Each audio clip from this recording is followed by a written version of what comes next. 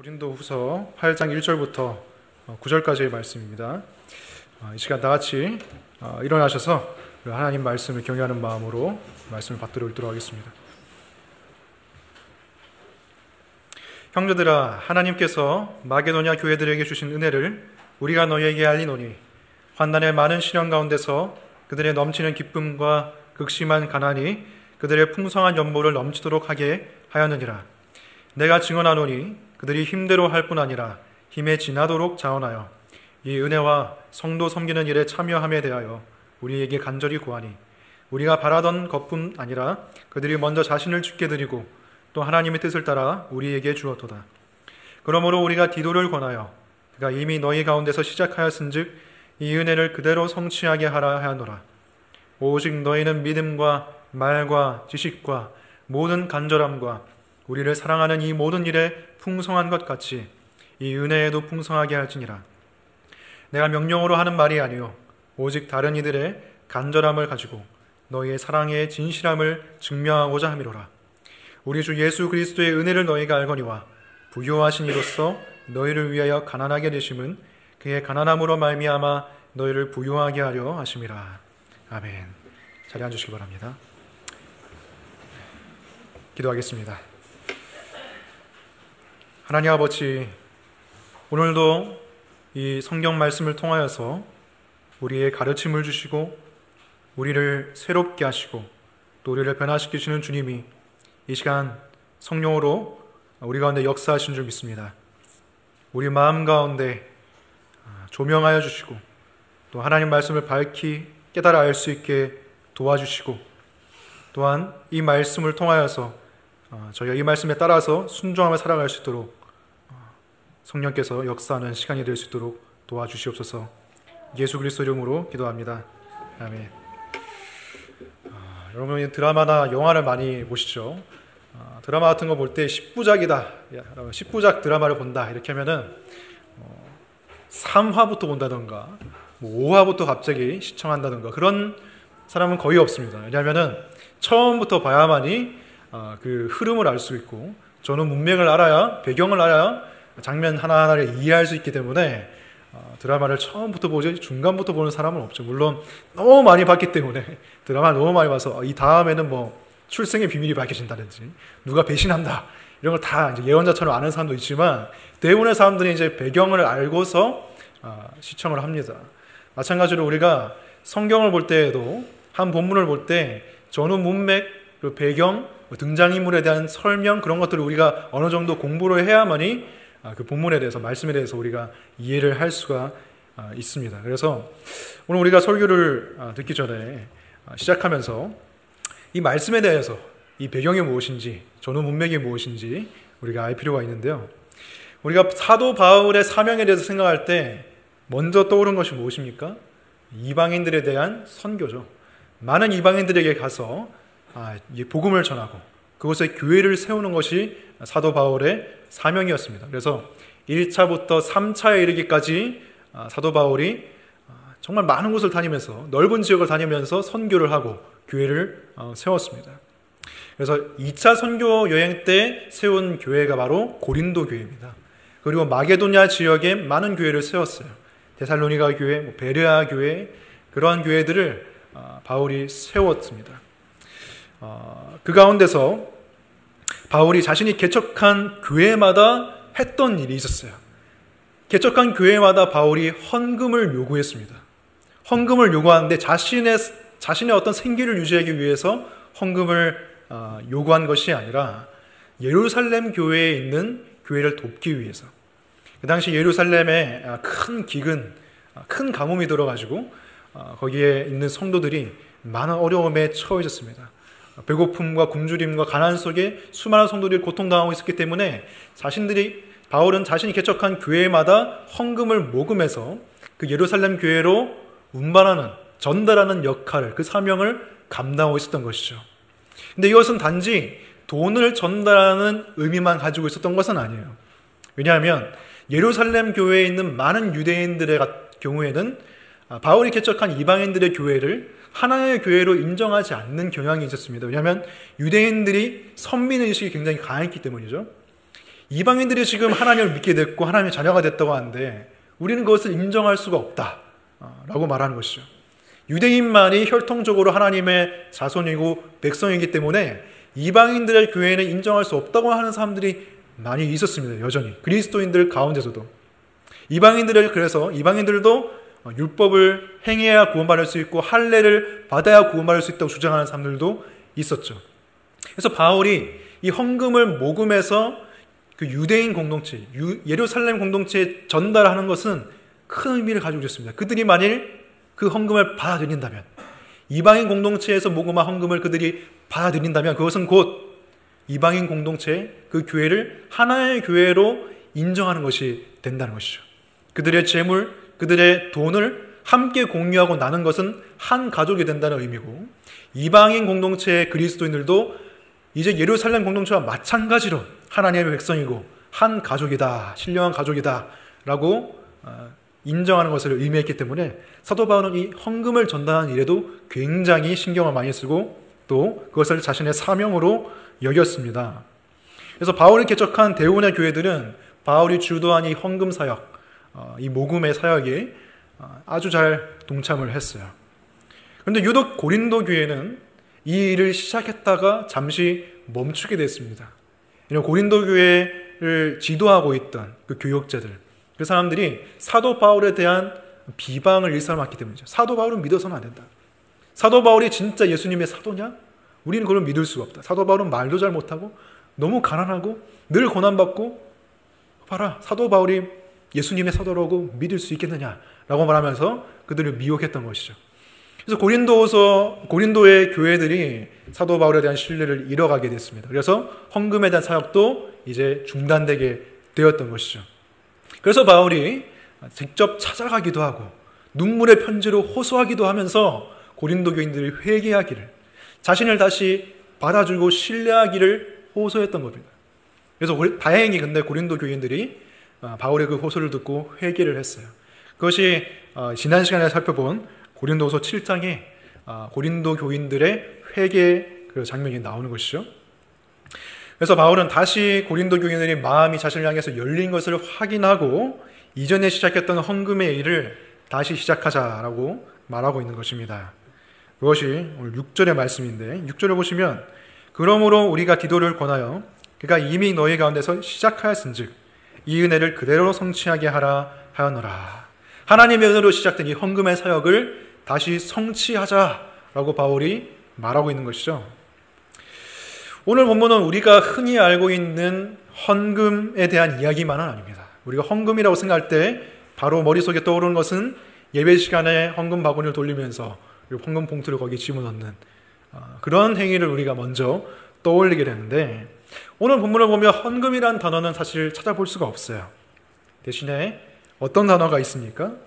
2절을 보시면 연보라는 단어가 나옵니다. 연보. 우리가 일상적으로 사용하지 않는 단어이기 때문에 낯설고 좀 어색하게 들릴 수가 있습니다.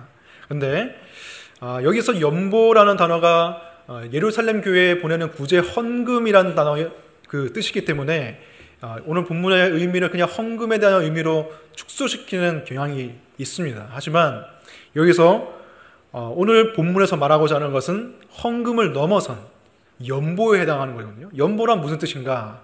영어 성경에는 generosity라고 되어 있습니다. 그러니까 관대함, 내 마음을 넓게 해서 자신의 시간과 돈을 다른 사람에게 내어주는 것을 연보라고 한다는 것이죠. 한자로 봤을 때도 버릴 연자에 도와줄 보자를 써서 나의 것을 버림으로 다른 사람에게 흘려보내주는 그것을 연보라고 하는 것이죠. 그래서 연보라는 것은 굉장히 좋은 말입니다. 우리가 또 잘 쓰면 좋은 그런 성경에 나와 있는 말입니다.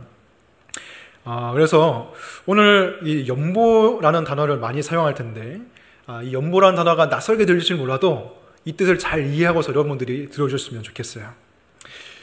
우리가 연보를 해야 된다는 것, 나의 것을 나눠줘서 누군가에게 베풀어줘야 된다는 것, 그것은 누구나 알고 있습니다. 도덕적인 그래 양심을 가지고 있는 사람은 나는 나만을 위해서 살면 안 돼, 이런 것을 알고 있죠.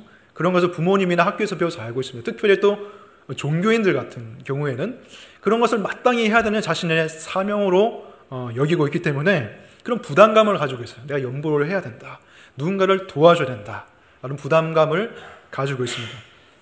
특히 교회 헌금에 관련해서는 설교자들이 설교를 하면서 사람들이 가지고 있는 그 부담감, 그리고 또 죄책감, 내가 마땅히 해야 될 일을 하지 못해야 된다는 그 죄책감을 이용해서 그 연보를 유도하기도 하죠. 하나님의 것을 도둑질하는 자는 벌을 받게 된다. 심지어 어떤 교회 목사님은 11조를 안 드리는 사람은 암이 걸릴 것이다, 이런 식으로 협박조의 설교를 하기도 해서 논란이 되기도 했습니다. 또 흔히 이런 얘기를 하기도 하죠. 11조를 안 드렸더니 내가 그만큼 병원비를 지출하게 됐다, 이런 말이라든지 11조를 잘 드렸더니 하나님께서 우리 가족을 안온하게 지켜주셔서 건강을 지켜줘서 그만큼 돈이 세이브 됐다, 이런 말을 하기도 합니다. 그래서 이런 교회 분위기 속에서 쭉 신앙생활을 한 사람 같은 경우에는 그 마음의 죄책감, 그리고 하나님께 뭔가 벌을 받을지 모른다는 그 두려움, 그것이 큰 동기가 돼서 연보를 하게 되는 경우가 많이 있다는 것이죠. 우리가 연보를 할 때 가질 수 있는 두 번째로 그릇된 동기, 그릇된 마음은 우월감입니다. 한마디로 말해서 나 이런 사람이야, 내가 이렇게 좋은 일을 많이 했고 이렇게 기부를 했고 자선을 했기 때문에 나는 훌륭한 사람이야 라고 자기를 드러내고 증명하고 싶은 그런 우월감의 마음이 우리를 하여금 연보를 하게 만들 수가 있습니다. 심지어는 나 자신에게는 하나님께 드러낼 만한, 내세울 만한 아무런 의로움이 없다는 것을 알고 있는 사람조차도 내가 왜 천국에 가야 되지? 내가 왜 구원을 받아야 되지? 라고 생각했을 때, 또 누군가가 물어봤을 때 바로 생각나는 것이 예수 그리스도의 십자가, 그것이 아니라 내가 행한 선한 행위, 나의 연보, 또 나의 헌금, 그런 것들이 퍼뜩 무의식적으로 생각나게 된다는 것이죠. 더 나아가서는 그렇게 행하지 않는 사람들을 비난하기까지 합니다.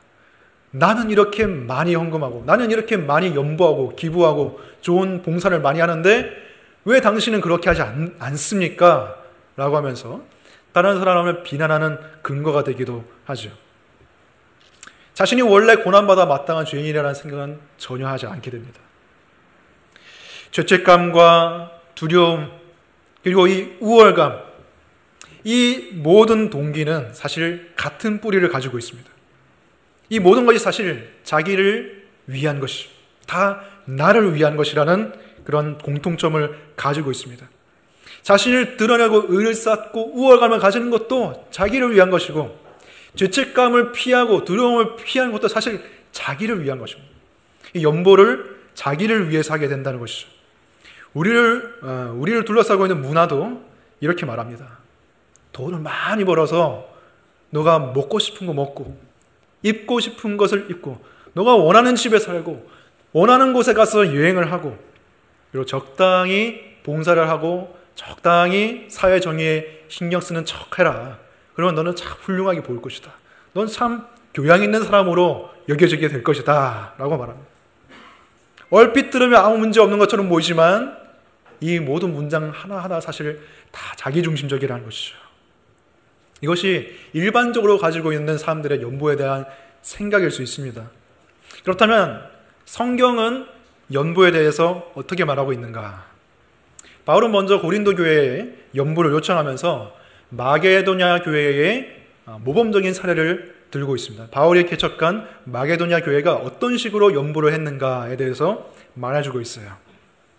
1절을 보시면 형제들아 하나님께서 마게도냐 교회에게 주신 은혜를 우리가 너희에게 알리노니 라고 말하고 있죠. 마게도냐에 하나님의 은혜를 주셔서 그들이 연보를 했다는 겁니다. 그래서 여기서 보면 하나님의 은혜와 연보가 얼마나 강력한 연관을 가지고 있는가를 볼 수가 있죠. 이것은 우리가 앞으로 더 살펴볼 건데요. 일단 먼저 마게도냐 교회가 연보에 있어서 어떤 태도를 가지고 있었는지 우리가 살펴보겠습니다. 2절 말씀을 우리가 한번 다 같이 읽어보겠습니다. 시작. 환난의 많은 시련 가운데서 그들의 넘치는 기쁨과 극심한 가난이 그들의 풍성한 연보를 넘치도록 하게 하였느니라. 아멘. 첫 번째 특징은 많은 환난 그리고 시련, 극심한 가난 속에서도 마게도냐 교회는 풍성하게 예루살렘 교회를 향해 기쁨으로 헌금을 했다는 것입니다. 그들이 얼마나 힘겹게 살아가는지, 어느 정도로 가난한지 우리는 알 수가 없지만 그들이 예루살렘 교회의 어려움을 모른 체 하지 않고 기꺼이 그들을 도왔다는 것이죠. 앞서서 사람들이 연보를 행하는 두 가지 그릇된 동기, 하지만 너무나 강력한 동기에 대해서 우리가 살펴봤습니다. 죄책감, 두려움, 그리고 우월감. 근데 그 동기마저도 그 동기마저도 작용하지 못하게 하는 요인이 있어요. 바로 나 자신의 궁핍함, 나 자신의 가난함. 그것을 맞닥뜨리게 되면 죄책감이나 두려움, 우월감조차도 힘을 못 쓰게 돼요. 연보를 할 생각을 하지 못하게 됩니다. 아니, 나도 먹을 거 없는데, 나한테도 쓸 것이 없는데, 나도 누릴 것이 없는데 어떻게 다른 사람을 도울 수 있단 말이냐, 그렇게 생각하게 된다는 것이죠. 자신이 가난하게 느껴지고 처량하게 느껴집니다. 근데 정말 그럴까? 정말 그럴까? 문제는 그 가난함의 정도가 너무나 주관적이라는 거예요. 내가 원하는 만큼 부유하지 않으면 자신을 가난하게 생각하게 되고 나는 연보를 행할 수 없다고 생각하게 된다는 것이죠. 특히 자신을 둘러싸고 있는 주위 사람들, 친구들이나 친척들, 그런 사람들이 자기보다 부유할 때 우리는 그 사람들과 자신을 비교하게 되면서 나는 그만큼 부유하지 못하기 때문에 나는 다른 사람을 도울 수 없어 라고 생각하게 된다는 것이죠. 그래서 이렇게 생각하게 됩니다. 내가 원하는 수준만큼 나의 재정적인 상황에 이르렀을 때, 내가 원하는 만큼 내가 부유해졌을 때, 내 주위에 있는 사람들만큼 내가 잘 살게 됐을 때 비로소 그때 나는 연보를 행할 수 있을 것이다. 그래서 이렇게 생각하는 것이죠. 하나님, 저한테 많은 돈을 주세요. 제가 많이 벌 수 있게 해주세요. 저 사람들만큼 내가 잘 살 수 있게 해주세요. 그래야 제가 하나님을 섬길 수 있지 않겠습니까? 그래야 내가 이웃에게 기꺼이 내 것을 내어놓지 않겠습니까? 라고 말한 것입니다. 근데 그것은 이렇게 말한 것 같습니다. 나는 내가 불편해지면서까지 내 등에 짐을 싣기는 싫다. 하지만 이웃의 짐을 함께 나눠주고 싶은 마음은 있다.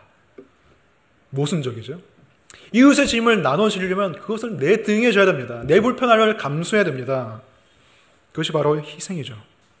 정말로 연보를 실천하려면 희생을 감수해야 되지만 우리들은 그런 마음이 없다는 것입니다. 마게도냐 교회의 특징은 바로 이 희생에 있었습니다. 기꺼이 자신을 희생해서 예루살렘 교회를 도왔다는 거예요. 누군가가 이렇게 말했던 게 기억납니다. 사랑은 희생으로 증명된다. 사랑은 희생으로 증명된다. 남녀 관계에서도 흔히 상대방이 희생을 하지 않으면, 자기를 위해서 뭔가 봉사를 안 해주고 희생을 안 해주면 나머지 한쪽이 안달이 나고 조바심이 날 수밖에 없어요. 저 사람이 나를 위해서 아무 희생도 안 해주는데 저 사람이 정말 나를 사랑하는 게 맞을까? 그냥 남는 시간에 나를 도와주고 남는 돈으로 나에게 뭔가를 해주면은 정말 그 사랑이 진실한 것인지 의심하게 된다는 것이죠. 사소한 예지만 남녀가 만약에 길을 같이 가고 있는데 날씨가 추워요. 여자가 옷을 얇게 입고 왔어요. 덜덜 떨고 있습니다. 그럼 어떻게 해줘야겠어요? 남자가 겉옷을 벗어줘야겠죠. 겉옷을 벗어주면 자기도 추위에 떨 게 분명하지만 희생함으로써 사랑을 증명하는 겁니다. 내 옷을 벗어주고 내가 사랑하는 자에게 덮어줌으로 말미암아 그 사랑이 증명되는 거예요. 그렇지 않으면 사랑이 증명될 길이 없죠. 춥겠네. 옷 좀 잘 챙겨 오지 그랬어. 이런 식으로 말한다고 해서 그 사람의 사랑을 느낄 수가 있을까요? 못 느껴요. 실제적으로 옷을 덮어줘야 되는 거예요. 마찬가지입니다. 사랑에 있어서 희생하지 않으면 그 사랑이 나타날 수가 없다는 것이죠. 마게도냐 교회는 자신도 넉넉하지 않은 그 궁핍한 상황 속에서 기쁘게 자신을 희생하여 예루살렘 교회를 도왔기 때문에 그들의 사랑이 드러난 것입니다. C.S. 루이스가 순전한 기독교라는 책에서 연보에 대해서 이렇게 말했습니다. 한번 들어보시기 바랍니다. 얼마나 많이 주어야 하는지는 일괄적으로 정해놓을 수 없다. 다만 한 가지 안전한 기준은 우리가 여유 있게 줄 수 있는 정도보다 조금 더 주는 것이 아닐까. 다시 말해 우리와 수입이 같은 사람들이 안락한 생활과 사치품과 오락 등에 지출하는 만큼 우리도 그런 일에 돈을 똑같이 지출하고 있다면 다른 사람에게 주는 양이 너무 적다고 할 수 있을 것이다. 자선에 쓰는 비용 때문에 가게가 빠듯해지거나 제한받는 일이 전혀 없다면 너무 적게 주고 있는 것이다. 자기는 하고 싶지만 자선에 돈을 쓰느라 못하는 일이 있어야 한다. 어떤가요? 좀 가혹하게 들릴 수도 있을 것입니다. 제가 여러분에게 이런 것을 강요할 수도 없어요. 하지만 이 말이 일리가 있다고 생각합니다. 왜냐하면 사랑은 희생으로만 증명되는 것이기 때문에, 연보의 진정성은 희생으로밖에 드러날 수밖에 없기 때문이죠. C.S. 루이스가 과도하다고 말하는 것은 우리의 수입과 같은 사람들이 안락한 생활과 사치품과 오락에 지출하는 만큼 우리가 동일하게 지출하고 있다면 과다하다고 말하는 것입니다. 어떤 사람은 나는 아무리 허리띠를 졸라매도 나는 다른 사람을 도울 만한 여력이 전혀 안 돼. 난 너무 궁핍해. 라고 말할 수가 있습니다. 하지만 정말 연보를 실천하고자 하는 마음이 있다면 어떻게든 그 방법이 마련될 수밖에 없습니다. 정말로 열정적으로 추구하는 뭔가가 있으면 길이 열린다고 하죠. 연보에서도 마찬가지입니다. 상황을 뛰어넘는 길이 열리게 되어 있어요. 아리스티데스라는 2세기 아테네 철학자가 기독교의 변증가였는데 기독교를 핍박하는 로마 황제에게 보내는 편지를 보면은 이렇게 묘사하고 있습니다. 굉장히 충격적인 내용입니다. 황제여, 진리를 발견한 자들은 다름 아닌 그리스도인들입니다. 그 이유는 그들이 서로 사랑하기 때문입니다. 그들 안에 누군가가 가난해서 도와줘야 되는데 그 가난한 사람을 도와줄 여력이 없을 때 그들은 며칠씩 금식하면서 자신들의 돈을 아낍니다. 그래서 그 가난한 사람을 돕게 됩니다.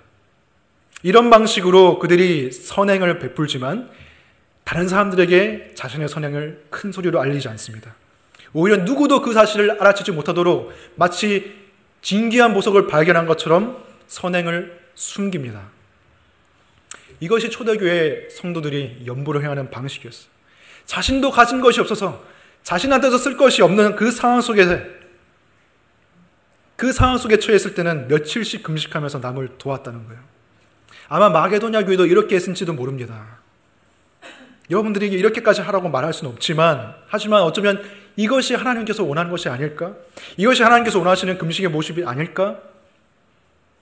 그렇게 생각해서 여러분들에게 이 내용을 나누는 거예요.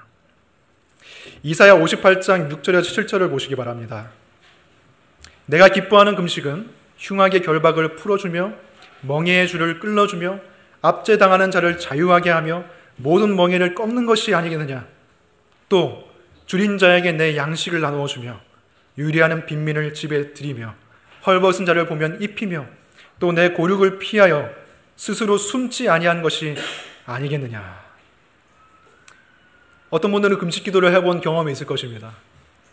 금식 기도를 할 때 많은 사람들이 그냥 배고파서 그 배고픈 거에만 신경 써서 나는 음식도 떠오르고 괜히 피곤하기만 해서 금식을 못하겠다 하는 사람들도 있는데, 진정한 금식의 의미는 바로 이런 것이죠.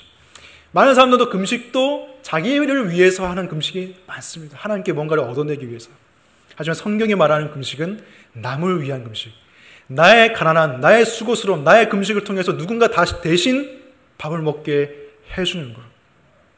우리가 금식하며 아낀 식사비로 또는 커피값으로 누군가를 도울 수 있다면, 그리고 그 금식하는 시간에 내가 도와줄 대상을 위해서 진심으로 기도해 줄 수 있다면, 그리고 그 선행을 보석을 숨기듯이 꼭꼭 감춘다면 정말 하나님께서 기뻐하시는 연보의 한 형태가 될 수 있을 것입니다.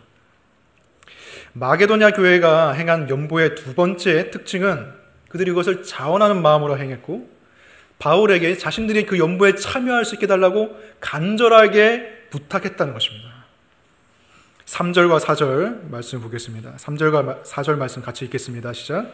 내가 증언하노니 그들이 힘대로 할 뿐 아니라 힘에 지나도록 자원하여 이 은혜와 성도 섬기는 일에 참여함에 대하여 우리에게 간절히 구하니. 마게도냐 교회는 사도 바울이 시켰기 때문에 이것을 한 것이 아니었어요. 우리 교회를 세우신 위대한 사도 바울이 우리에게 이렇게 시키니까 우리가 해야겠다라고 한 것이 아니라 자신들의 가난함과 고난에도 불구하고 자신들이 그것을 꼭 하게 해달라고 사도 바울에게 알아서 먼저 기꺼이 부탁했다는 것이죠. 간절히 요청했습니다. 마치 그것이 자신들에게 엄청난 이익을 주는 것처럼, 특권인 것처럼 참여하게 해달라는 것이죠.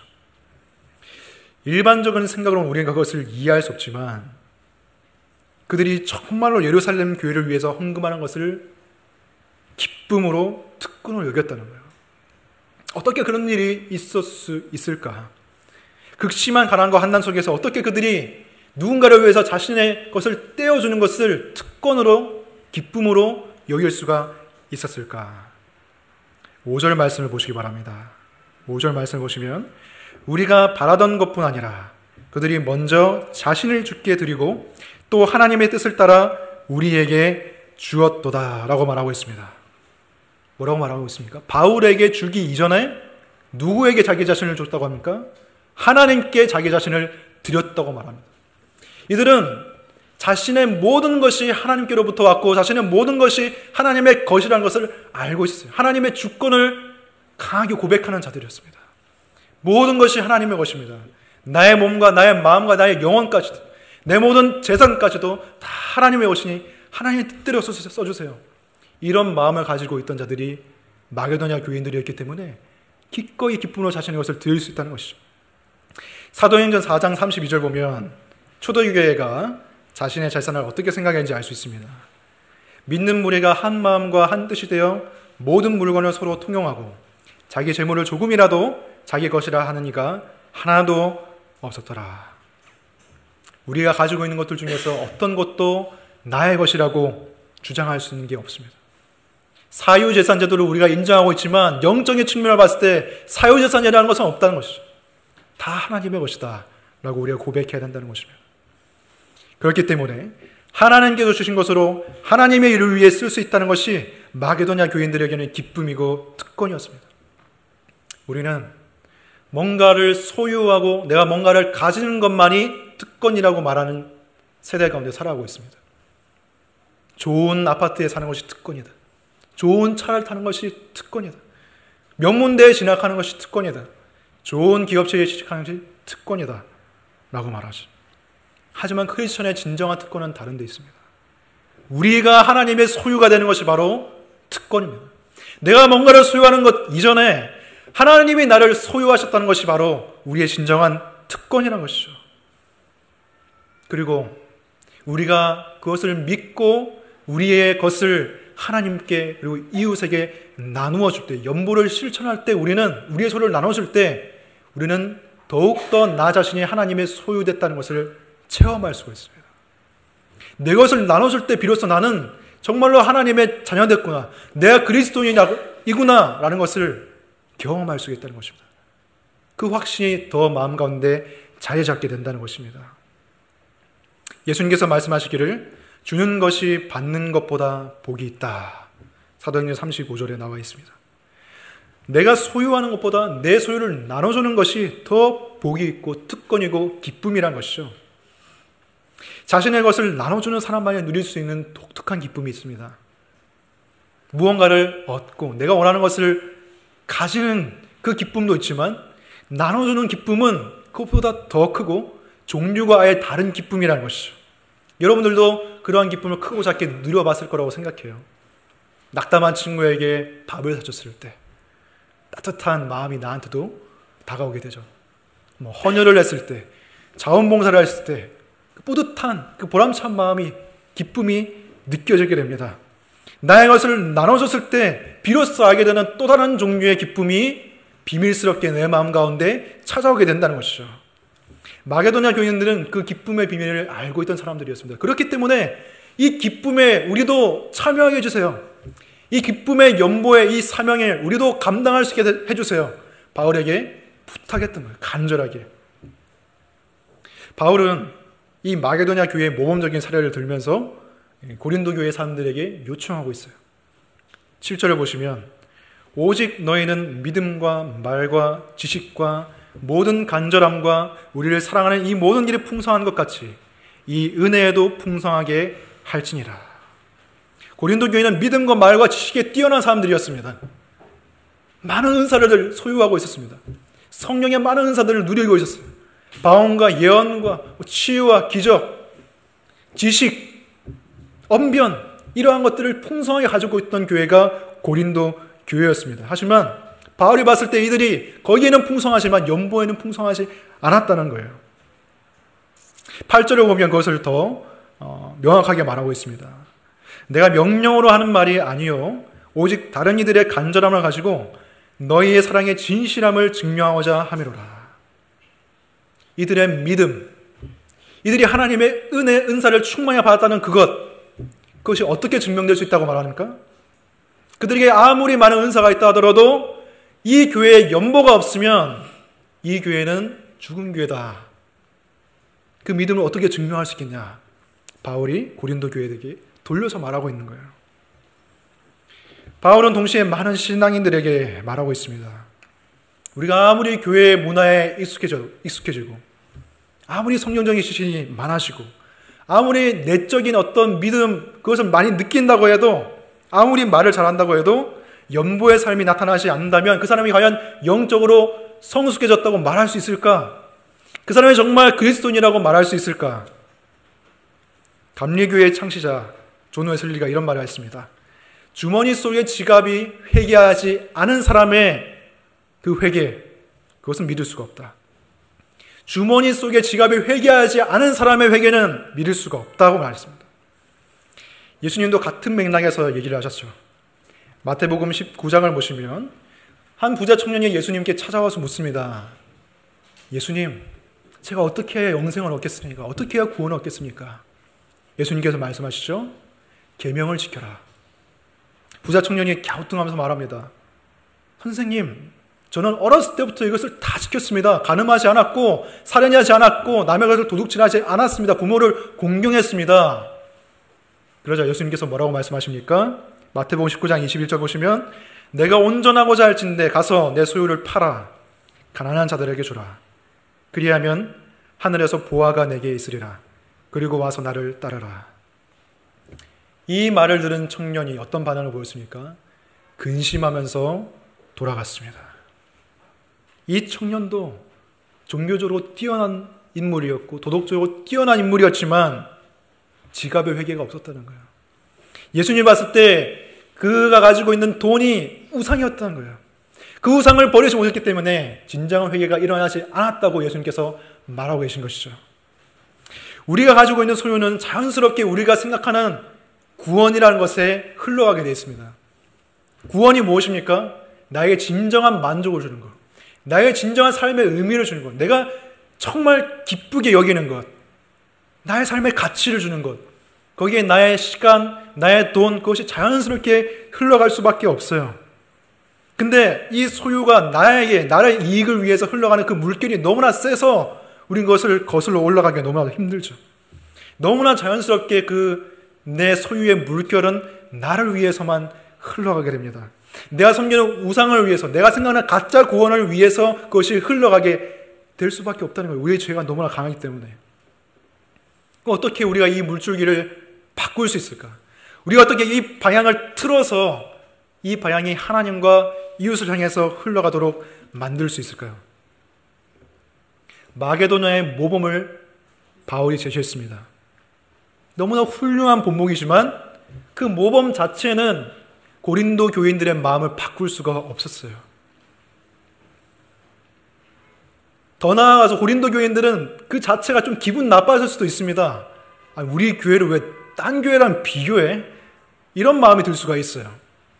누군들 하고 싶지 않아서 그렇게 하나? 이런 항변을 바울에게 고린도 교인들이 하고 싶었는지 모릅니다. 마게도냐 교인들의 모범 마치 율법과 같은 거예요. 율법은 너무나 선하고 아름다운 것이지만 그 기준이 너무나 높아서 우리는 거기에 도달할 수가 없죠. 그렇게 하면 좋은 것이라는 것을 우리는 알고 있습니다. 율법을 지키면 좋다는 것을 알고 있지만 그 기준이 너무나 높고 하지만 나의 현실이 너무나 초라해서 다다를 수가 없기 때문에 절망을 주고 정죄를 주는 것이 율법이죠. 마게도냐의 모범이 고린도 교인들에게는 마치 그것과 같았을 것입니다. 그래서 바울은 고린도 교인들에게 또 다른 모범을 제시합니다. 바로 예수 그리스도의 모범을 고린도 교인에게 제시하고 있어요.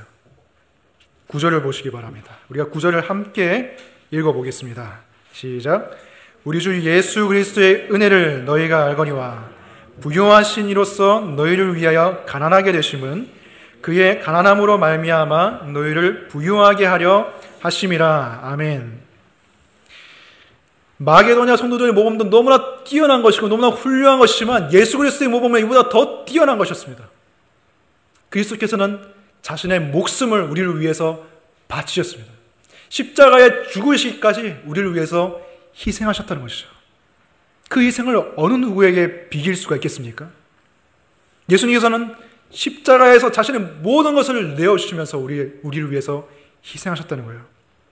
근데 누군가 이렇게 말하는 것을 듣는 적이 있습니다. 십자가의 희생이 크고 놀라운 것은 알겠다. 그리고 굉장히 잔인하고 끔찍한 것은 알겠다. 하지만 예수님은 고난받으시고 십자가에 달려서 6시간 만에 돌아가시지 않으셨냐. 근데 생각해 볼 때 어떤 선교사님들이나 아니면 뭐 독립투사들이나 그런 사람들은 더 많이 고난받고 더 끔찍한 방법으로 죽은 사람이 있는데 예수님의 희생이 그렇게 놀라운 것이냐? 이렇게 말하는 말을 들어본 적이 있어요. 하지만 그것은 십자가에 달려 계신 그분에 대해서 너무나 모르기 때문에 하는 말입니다. 십자가에 달려 계신 그분이 누구이십니까? 그냥 인간이십니까? 아니죠. 인간이 되신 하나님께서 십자가에 달려 계신다는 거예요. 인간과 하나님의 차이는 우리가 상상할 수 없는 차이입니다. 무한한 차이예요. 어느 정도로 추측할 수 없는 차이입니다. 그 존재의 본질에 있어서, 거룩함에 있어서, 선함에 있어서, 영광스러움에 있어서 비교할 수가 없습니다. 무한한 차이가, 우주보다 더 큰 차이가 나는 거예요. 그 큰 차이를 뚫고 넘어서서 예수님께서는 그 십자가에 달리셨다는 것입니다. 우리가 헤아릴 수가 없는 희생이라는 것이죠. 우주를 지으신 그분께서 모든 것을 포기하시고 자신의 모든 소유권을 내려놓으시고 인간을 지으신 그분께서 인간의 손으로 죽임당한 그 자리가 바로 십자가이고 거기서 우리를 향한 위대한 연보가 나타났다는 것입니다. 그것이 그리스도의 연보입니다. 이거는 단순히 모범으로만 그치지 않습니다. 이것이 그냥 모범이고 우리가 따라야 되는 지침에 불과하다면 우리는 더 절망할 수밖에 없어요. 마게도냐의 모범보다 더 뛰어난 것이기 때문에. 하지만 바울은 뭐라고 말하고 있습니까? 이 모범이 누구를 위한 것인가? 9절에 보시면 너희를 위하여 가난하게 되시면 그의 가난함으로 말미암아 너희를 부요하게 하려 하심이라. 그의 십자가의 희생을 통해서 우리가 부유해졌다는 것입니다. 바로 우리를 위해서 예수님께서 십자가에 달려 돌아가셨다는 거예요. 믿음이라는 것은 단순히 십자가를 아는 데서 그치는 것이 아닙니다. 그래, 예수님이 십자가에 돌아가셨지. 나는 알아. 그게 믿음이 아닙니다. 그 십자가가 바로 나를 위한 것이다. 우리를 위한 것이다. 나 때문에 나를 내셔서 예수님께서 십자가에 돌아가셨다. 그것을 아는 것이 믿음입니다. 그것이 없으면 아무것도 행할 수가 없어요. 그 믿음에서 모든 것이 나오는 것입니다. 나를 위해서 그가 가난해지셨고 그의 가난해지심으로 말미암아 내가 바로 부유해졌구나. 나를 위해서 그 결과 그리고 내가 부유해졌다는 것. 우리가 어떻게 부유해졌습니까? 우리의 구원입니다. 우리가 예수 그리스도의 죽음과 부활로 인해서 우리가 의로워졌고 하나님의 자녀가 됐고 점점 더 하나님의 자녀답게 거룩해져 가고 있고 언젠가는 그에 따라서 부활의 몸을 입게 될 것이고 영원한 하늘나라를 상속받게 될 것이라는 것. 그것이 우리의 부유함이라는 거예요. 그래서 어떤 부유한 것, 세상의 부유한 것 바꿀 수 없는 것이에요. 비교할 수도 없는 것입니다. 하나님의 자녀가 됐다는 것, 그가 우리를 모두 책임지시고 돌보신다는 것. 그게 우리의 부유함이라는 거예요. 그의 가난하심으로 말미암아 죽으심으로 말미암아 우리는 부유해졌다는 것입니다. 그렇기 때문에 우리는 마게도냐 성도들처럼 기꺼이 우리 자신을 하나님께 드리고 또 이웃을 위해 드릴 수 있는 그 마음이 생겨나게 된다는 거예요. 그래서 이제는 더 이상 죄책감이나 두려움이나 우월감이나 이런 동기로 우리가 연보를 하는 것이 아니라 하나님의 영광을 위해서 이웃의 잘됨을 위해서 섬기는 마음으로 은혜에 감사하는 마음으로 연보를 하게 된다는 것입니다. 그것이 복음의 능력이에요. 모든 것의 답이, 모든 것을 해결하는 능력이 바로 복음에 있다는 것입니다. 복음은 단지 우리를 천국으로 보내주는 그런 능력만 가지고 있는 것이 아니라 이 땅에서 우리의 삶을 천국으로 만들어주는 능력이 있다는 것입니다. 로마서 1장 16절에서 말합니다. 내가 복음을 부끄러워하지 아니하노니 이 복음은 모든 믿는 자에게 구원을 주신 하나님의 능력이 됨이라. 연보는 본질적으로 남을 위한 것입니다. 남을 위해서 내 시간과 내 돈과 내 자원을 주는 겁니다. 하지만 죄의 무서움, 죄의 그 끔찍함은 무엇인가 하면 그 본질적으로 남을 위한 행위까지도 나를 위한 것으로 만든다는 거예요. 하지만 복음은 더 위대합니다. 그것을 다시금 하나님을 위해서, 이웃을 위해서 할 수 있게끔 만드는 것이 복음이고 우리의 마음을 새롭게 하는 것이 복음의 능력이라는 것입니다. 이것을 모르고 우리가 단지 나의 노력으로만 나는 그 모범을 따라가야 돼. 나는 내가 해야 되는 마땅한 말을 해야 돼. 해야 돼. 아무리 세뇌해봤자 마음의 변화가 없으면 진정한 연보를 할 수가 없습니다. 형식적으로는 할 수 있겠죠. 하지만 여전히 나를 위한 연보를 하고 있을 것입니다. 하지만 여러분 복음을 믿으시기 바랍니다. 복음을 믿으신다면 그가 나를 위해 가난해지시고 내가 부유해졌다는 걸 믿으신다면 우리의 마음은 자연스럽게 너그러워질 것입니다. 자연스럽게 베푸는 마음이 될 것입니다. 내 것을 나눠주는 것이 기쁨이 될 것이고 특권처럼 여겨지게 될 것입니다. 왜냐하면 그 길이 바로 우리가 사모하는 예수 그리스도께서 가신 길이었기 때문에. 기도하겠습니다.